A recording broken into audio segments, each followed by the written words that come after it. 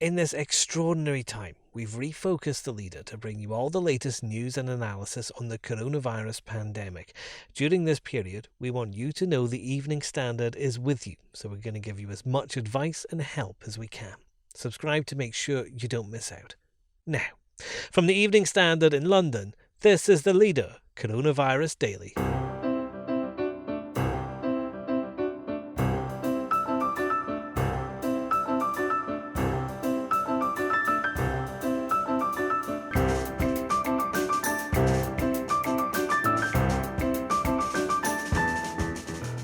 Hi, I'm David Marsland. The pressure's on to get everyone tested for Covid-19, but will that be enough to halt this pandemic? This is really important testing, but it's not a silver bullet, and it's not a case of get tested once, go past go, collect £200. It's not that simple. Microbiology professor Simon Clarke tells us how flawed testings cause problems in places like Spain.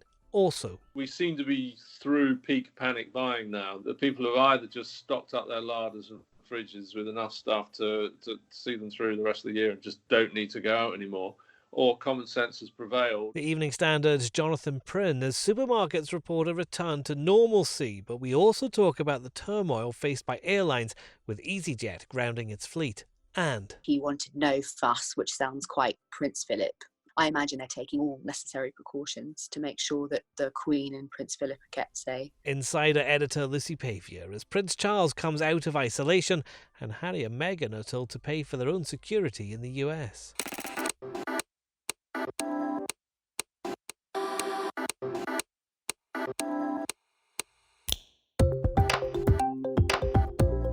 Taken from the Evening Standard's editorial column, this is the leader. For the whole thing, pick up the newspaper or head to standard.co.uk/comment. In a moment, the importance of testing.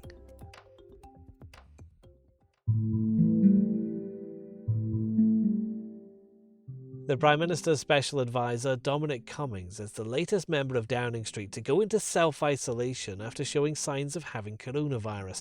It's not known if he's been tested, but the Prime Minister certainly was last week, as was the Health Secretary Matt Hancock. The rest of the country, though, is mainly in the dark. The UK is up to 10,000 tests a day, with an aim to get that to 25,000. Germany's thought to be doing 500,000 a week. Our editorial column says that's a difference that has to be dealt with. The number of people being tested each day for coronavirus is growing fast, but it needs to grow faster still. Everyone agrees with that, including ministers. So it's no surprise that people are looking enviously at Germany, which has tested 4 or 5 people for every one who has had a test in Britain. Why can't that happen here? First, ramping up production of test kits isn't easy. Second, there's still a lot that's not known about the disease. Tests for antibodies could soon show if people have suffered from coronavirus, but we don't yet know if they can become reinfected. Explaining uncertainties and difficulties such as these is a challenge.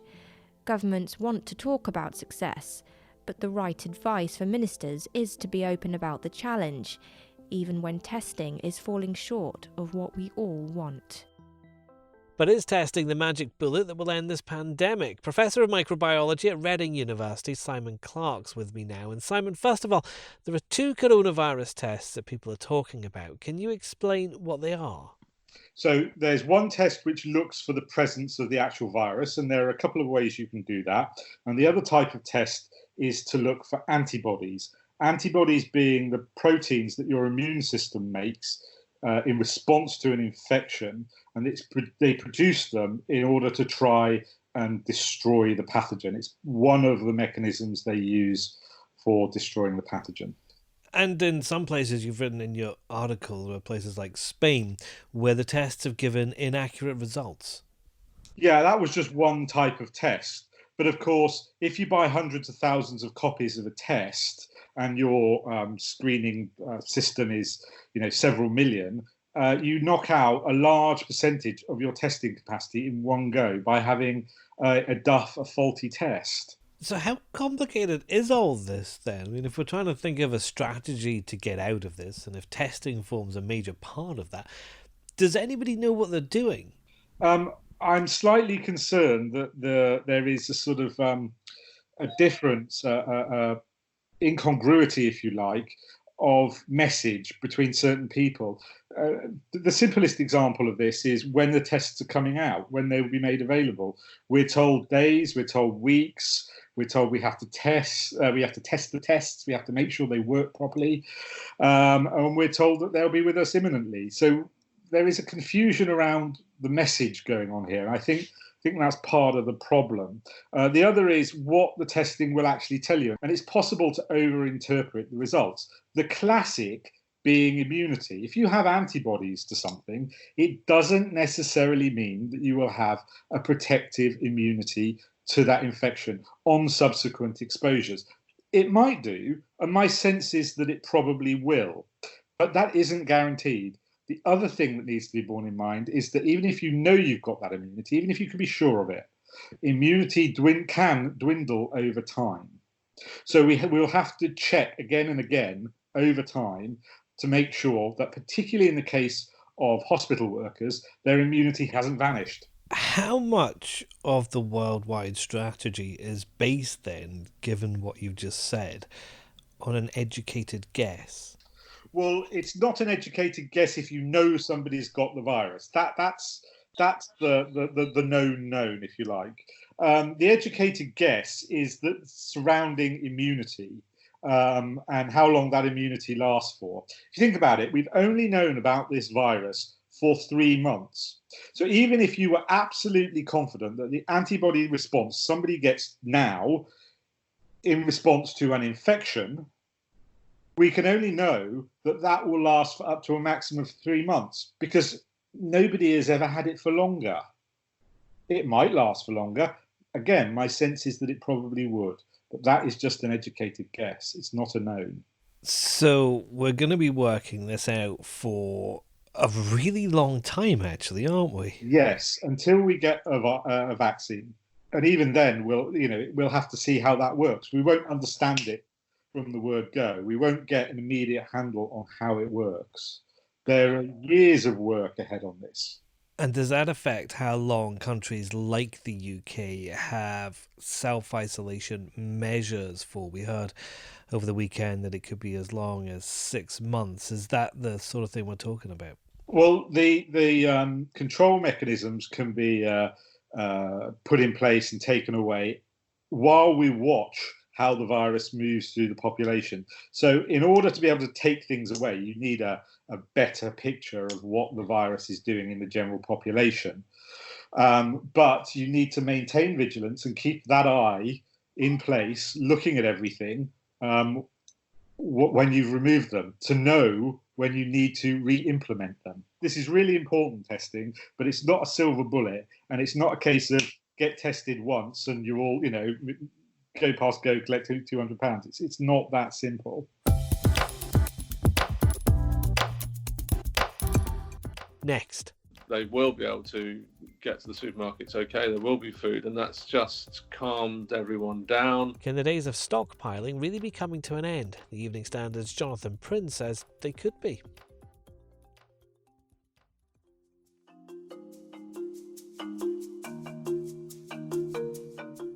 The coronavirus pandemic began in the UK with a sudden, almost inexplicable rush to the toilet roll aisle in our supermarkets. Then came long queues and empty aisles as people stockpiled huge amounts of food, leaving nothing for the emergency workers coming off night shifts.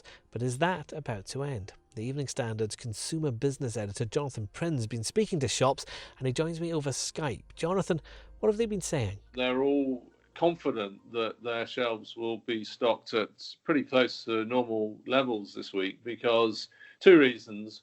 One, they've all introduced these social distancing measures that effectively restrict the number of people that they let into stores at any one time. And that's made it easier for staff physically to get to the shelves and fill them up again with bread and milk and all the rest of it. But at the same time, we seem to be through peak panic buying now. The people have either just stocked up their larders and fridges with enough stuff to see them through the rest of the year and just don't need to go out anymore, or common sense has prevailed and they've changed their behaviour and realised that, stockpiling really doesn't make any sense either for them, but particularly for, society as a whole, and particularly for those people who really need the supplies. So at least we're seeing some things start to return to something like normal right now, Jonathan, but the airline industry is going through absolute turmoil right now, isn't it? easyJet has grounded all of its flights. It must be almost impossible for that industry to operate when nobody's going anywhere and there's hardly anywhere to go anyway. Yeah, it's unprecedented. I mean, it's a word we've been using a lot in the last few weeks. I suppose the only small-scale precedent is the Icelandic ash cloud of a decade ago, which grounded all aviation for a couple of weeks, I think. This is obviously going to be much longer. It costs money to keep planes grounded, but it costs a whole lot more, obviously, to put them into the sky. So at least they'll be cutting down on fuel, obviously, landing and takeoff charges. The cabin crew they've put on to furlough, so they'll be able to carry on getting paid. But flight crew, they're still talking to their union about, but it looks like they will definitely go the same way as well. So they can hugely reduce their costs and go into a kind of sleep mode, really, as a corporate sleep mode, and hope that they can, fire themselves up when we reach the other side. I suppose the question has to be, will they reach the other side, and will other airlines reach the other side of this if they're all asleep right now? There are a handful, as in any industry, there are a handful of absolute winners, really well-financed and well-run companies that have got a really good chance of coming through. easyJet, you would certainly put into that category. It's an absolutely remarkable business that runs a remarkably complex organisation, but very tightly, and is extremely well managed. So I'm pretty, and they're well financed. So I'm pretty sure they will be on the list of airlines that will come through and thrive and prosper on the other side. But there'll be plenty that won't. And we heard from the boss of Logan Air today saying that he's about to go cap in hand to the government to ask for money, and he will be one of very many captains of aviation industry, as it were, who will be lining up Rishi Sunak's door at number 11 and saying, if we don't get something from the taxpayer, there will be no airline when things restart again. And then we'll have to see. The government has made it very clear that they only will consider any sort of state aid, once every other avenue of potential funding has been exhausted. So it's going to be a tough call.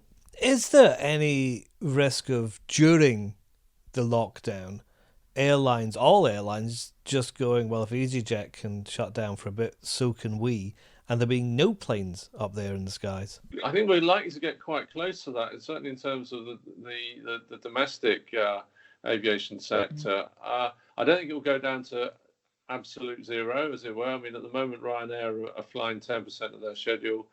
BA are flying a tiny part of their schedule. But there'll be, as I said before, a diminishing number of places to fly to and from,